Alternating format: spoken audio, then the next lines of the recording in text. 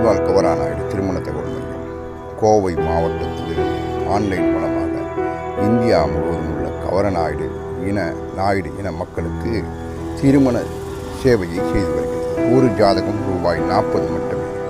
Broker commission கிடையாது, தரகர் commission கிடையாது, பதிவு கட்டணம் கிடையாது.